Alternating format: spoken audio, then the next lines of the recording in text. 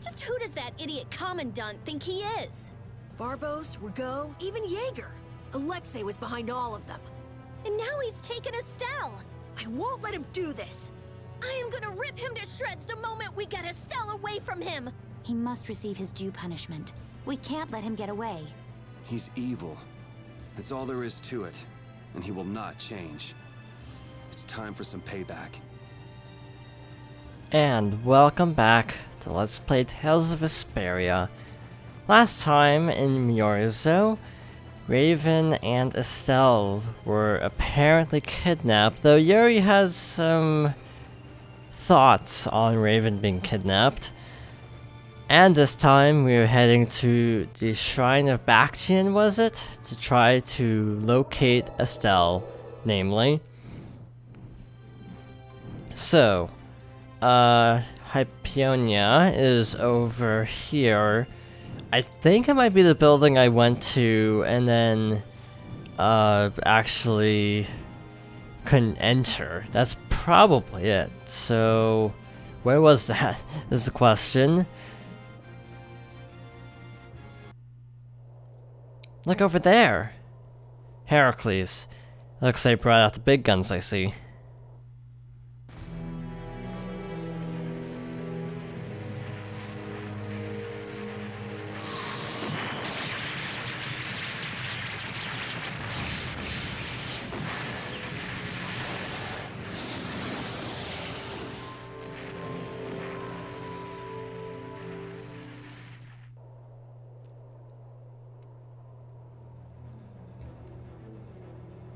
That's the Antilochea Astol. Alexei's still trying to get Apatheia, it seems. Looks like it got away, though. Yeah, it looks like it was forced into those ruins. Those ruins definitely appear to be the Temple Bactrian. I wonder what Alexei's plotting this time. It doesn't matter what Alexei's planning to do. Right, we're just here to rescue Estelle. But if we get too close like this, we'll end up like Astol. Let's land a little bit away from it and approach on the ground.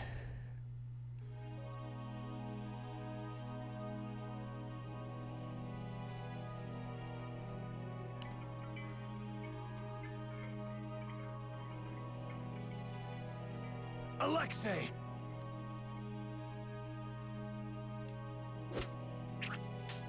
Jaeger, that useless worm. Can't he even swat a few pesky flies? Give Estelle back! Estelle, come on, wake up! Estelle! No matter. Ah!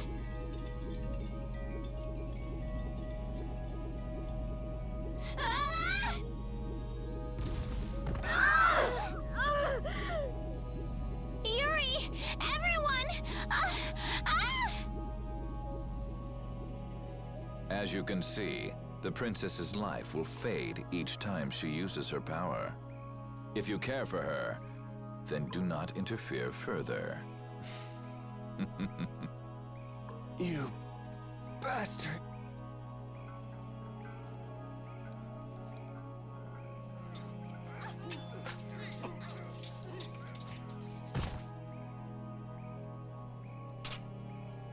Get up! How long do you plan on lying around? You're Flynn's... What are you doing here? These were the captain's orders. He sent us here when he became aware of Heracles' movements. You should show some gratitude for the captain's foresight. I swear that guy... You tell Flynn we don't need him sticking his nose where it doesn't belong. Our captain hasn't wavered an instant in carrying out his duties since speaking with you. But just look at you, after all the boasting you did. Pitiful. Sorry, but unlike your precious captain, we aren't perfect. Hey, you guys alright? Oh... huh? What are they... Apparently we had some help. Flynn sent them here. How can someone like you... How can the captain possibly consider someone like you his friend? Our captain is the ideal to which we all aspire. He's the epitome of an imperial knight. And yet, for some reason when he's with you, he's not himself. Just like this last time. Whatever. If you're looking for someone to have a heart-to-heart with, go bug Applehead over here. We don't have time to sit around and play guidance counselor for you. Applehead? That's it! Sodia! No, don't! Sodia! Listen well, Yuri Lowell. Your very existence is hurting our captain. Stay away from him. She's pretty intense. Flynn also wanted me to give you this message. Take care. All right. Now we've done everything we came here to do. You're on your own after this. Platoon, fall out! We must hurry to rejoin the brigade! Yuri! All right, let's get after Alexei. We've got to move quickly. Right. If she's forced to use her power, then it'll be too late to save her or fix the air. That bastard! Using her like some kind of tool! He's gonna pay! Come on! If we don't go after Alexei, that Antilochea we saw is gonna wind up in Apatheia. Even from this far away, Astal's wounds look terrible. He might not hold out much longer. I guess not even the Antilochea are a match for Heracles. Maybe that was Alexei's reason for building it in the first place. Naturally. There's no way he'd need something that powerful just to take care of the guilds. Whatever the case, we have to catch Alexei and stop him before it's too late for Astal. And into the shrine we go, assuming it's unlocked finally. And this is gonna be fun.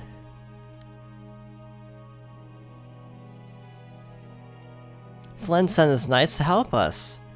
That idiot sending the better part of his subordinates over here. He should be worried about his own butt. They did save us, though. He must really be worried. About us or about Estelle? Both, I'd hope. I swear, it's not like he has time to be worrying about other people. So Flynn hasn't completely hardened to others either. I suppose that's one consolation. These are all bad guys, right? All these knights kind of blend together after a while. We'll destroy them in So we got a little bit of a problem here in our party setup. You know how we've been kind of using Estelle like every battle? Yeah, this is gonna be interesting because now we're forced into a situation where we're down 2 healers. Because Raven also had healing art, so our only source of healing is Carol, actually, and you know he's not the best healer because he's more of a mixed attacker. So this is gonna be interesting.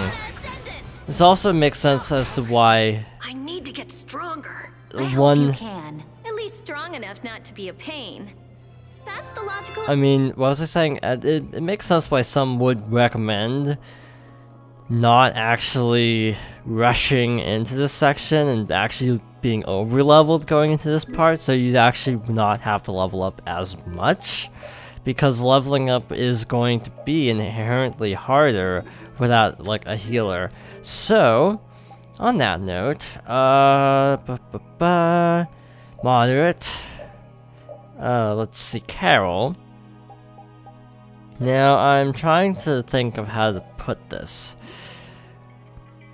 Leave all actions up to... Okay. Yeah, yeah, I'm actually gonna probably set it like this for now, believe it or not. Just because I kind of need him to be the healer of the party, of all things. It's actually a little bit weird making Carol be the healer, but hey, if that's what we have to do for now. If we can even get one of them back, Raven or Estelle, just having one more character to sort of back up with the healing would actually be nice. And by the way, the way I play these games is always super paranoid. New spell. Looks like dark. Violent pain. Yep, that's dark. Definitely. But the way I usually play RPGs is I like to have a couple healers. We show no mercy to enemies. We just rip them apart. Like, I was just playing Persona 5 last night, and thus I was also going to make a story comparison at some point. But it's kind of interesting to me how I was actually playing this game. The game has 7 party members, and 3 are potential healers. I got so caught up in the moment I actually forgot to use magic lenses on any of these guys too. So making note of that. So, what was I saying? It's just kind of fascinating to me how I play these games, because I tend to go in like super defensively. You know, obviously RPGs are designed that you can use a lot of different strategies. Obviously, like, some games in particular, like Xenoblade Chronicles, involve a lot of varying strategy for fights. There's no one way to do most encounters in these games. However, the way I usually play these games is using a ton of items. Level 40, and he's almost down, luckily. I'm gonna focus on this guy because the other one's almost done. Maybe also need to tell Carol to lay off some of the healing. Just a bit. Yeah, actually, I'm just getting started. I think up to you is a better way to go, so he doesn't like overuse arts. Okay, that door is blocked. This door is blocked. So that just leaves the ladder. Okay.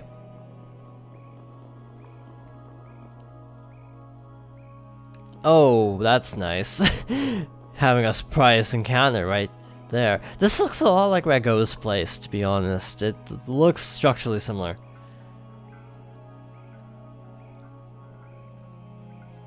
All these rooms look the same. I wonder if they're all like this. I'm going to go check out what's ahead. Repeat. We don't really have time to be dawdling. It's okay, relax.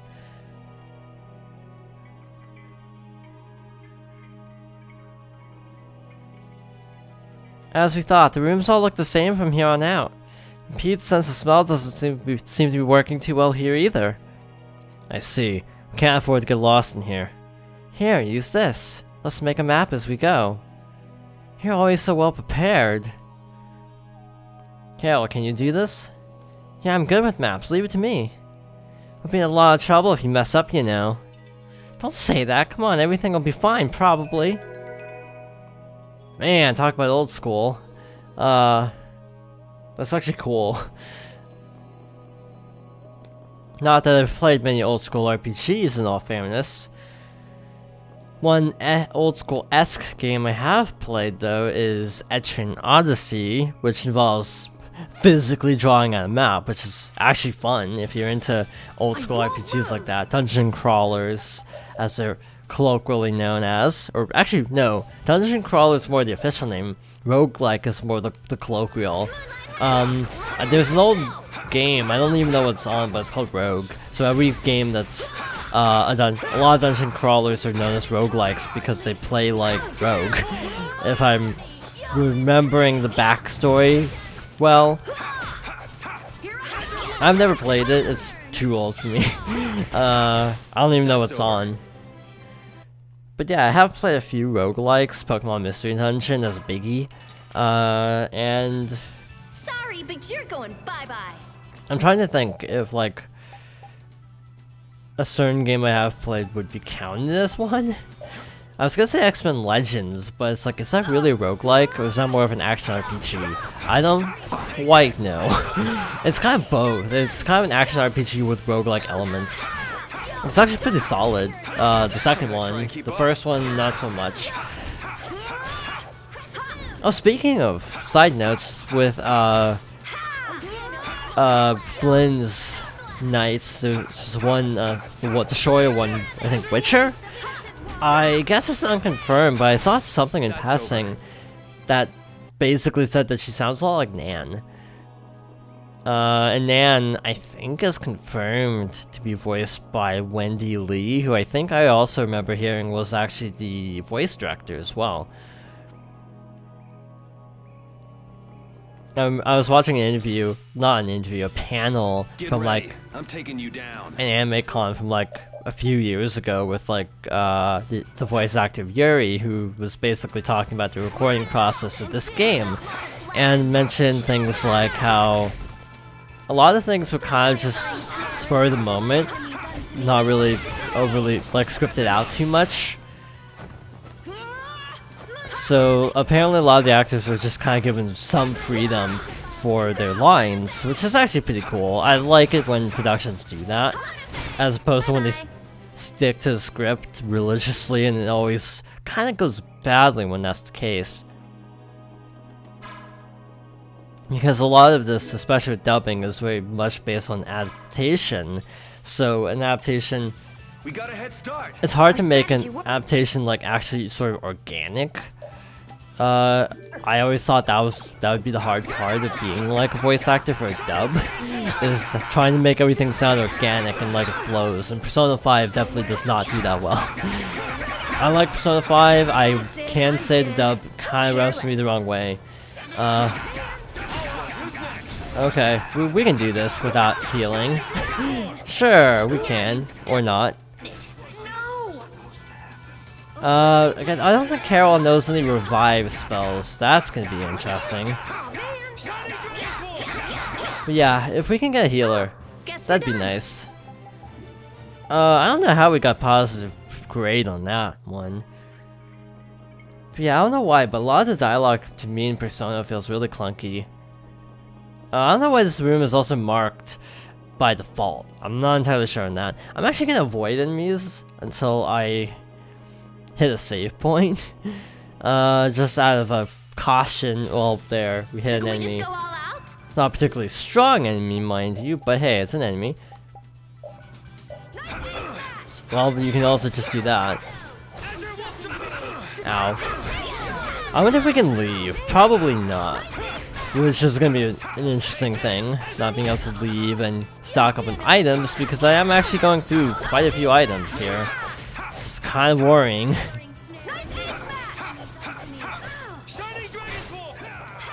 Yeah, apparently a lot of lines will give it a lot of room for interpretation, which actually does feel obvious sometimes, that the mouth movements. But we'll make it big. We are brave Vesperia.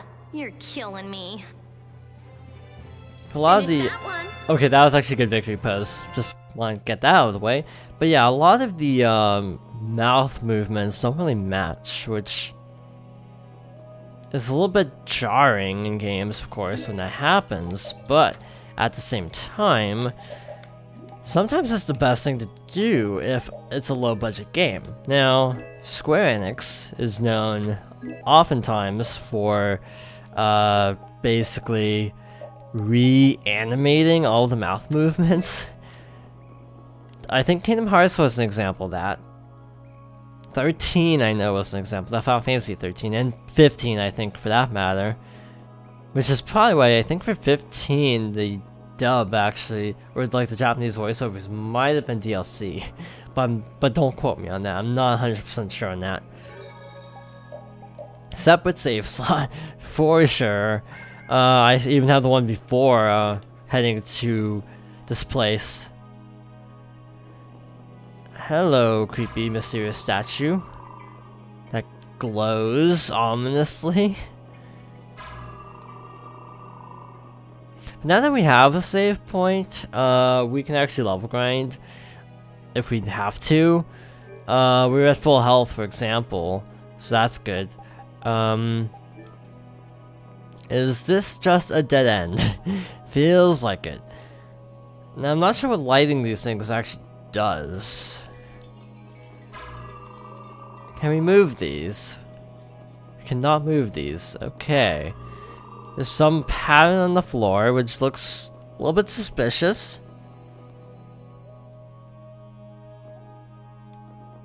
Actually, that pattern's on like every floor, so it's not suspicious.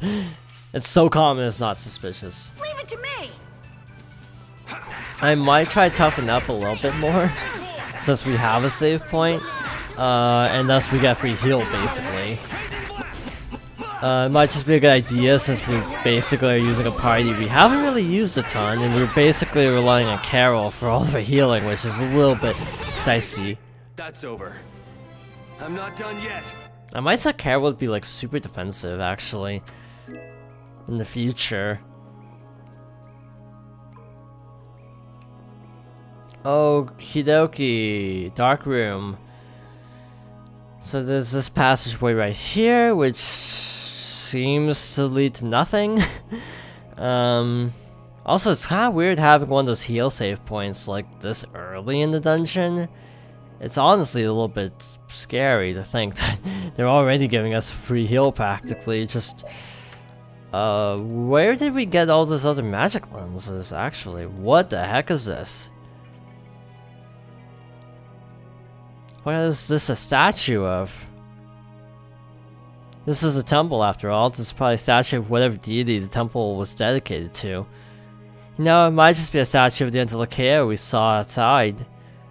Huh? It couldn't be. I mean, a monster that is... but they don't even look alike. No, I think it's possible. The Antilochea have powers beyond those of humans and can speak in our language. It's not strange to think that humans would have worshipped them in ancient times. The relationship between the Antilochea and humans might be closer than we thought.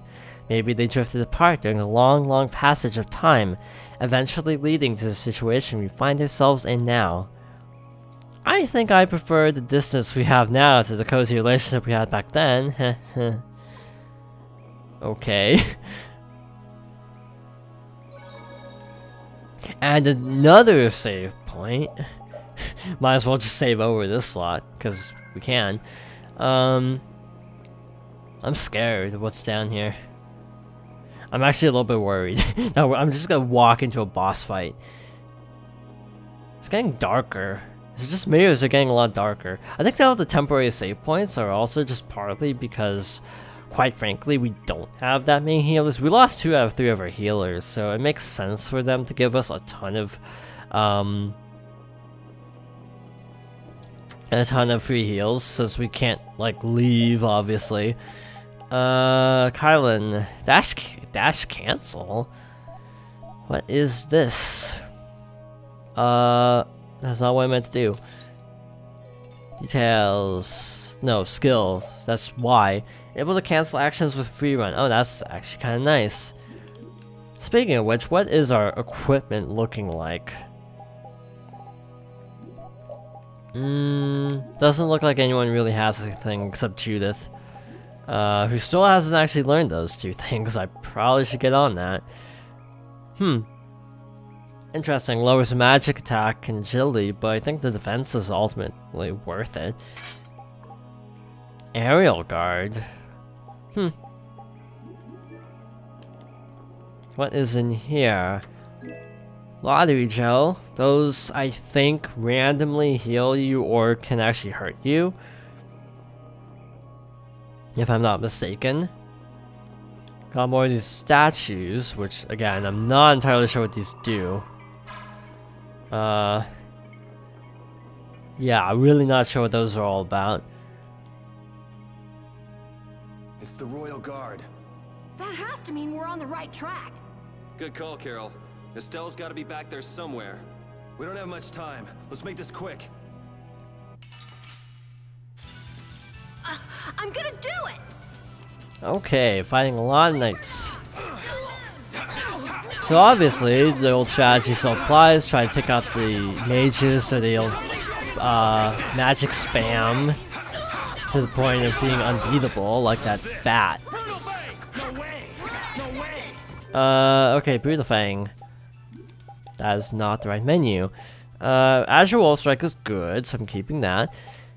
I might switch. Yeah, I like having this on neutral, actually. Brutal Fang. Okay. Let's use this for a while. That is actually pretty powerful.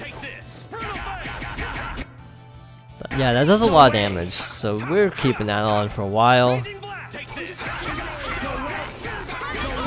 I think the Spyweb was like a down attack. What is good against the Knights? I actually don't recall.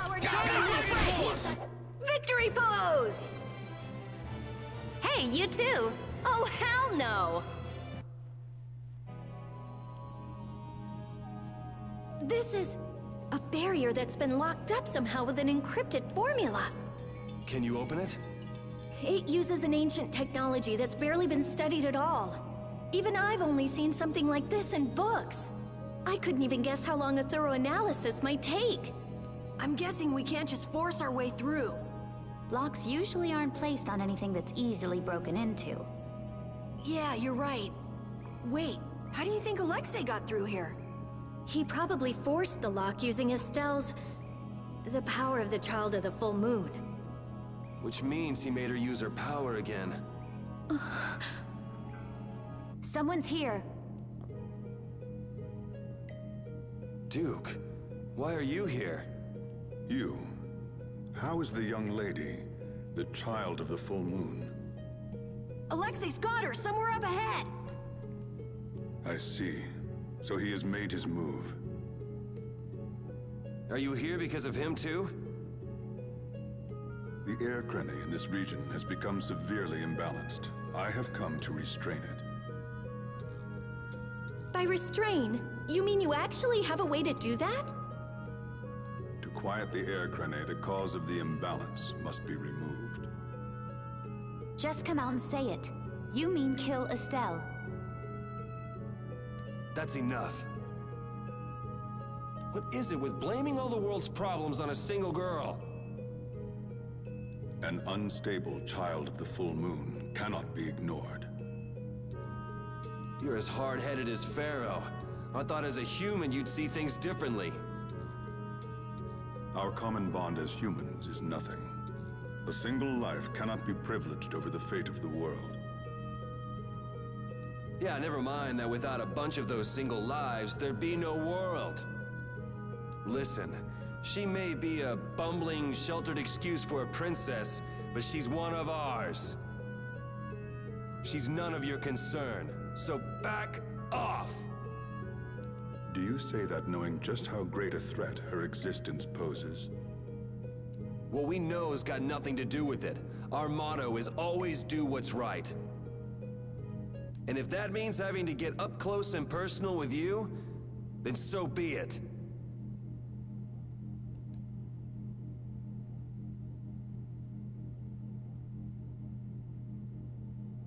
Very well. The time has come to show me the resolve that so impressed Pharaoh. This is Dane Nomos. It is the only manner in which the air may be quieted. Raise it and calm your mind. The sword will take care of the rest. Dane Nomos. Duke, wait! Dane Nomos. That's the name of the sword of the Imperial line that's been missing all this time. What are you doing with it? Why does something like that have the power to control the air? Who are you?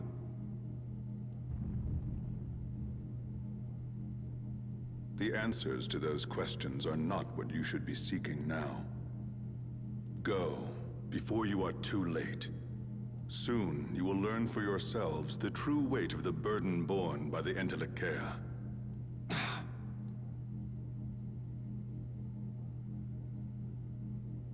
Come on! That formula, it's just like Estelle's. So that sword really is...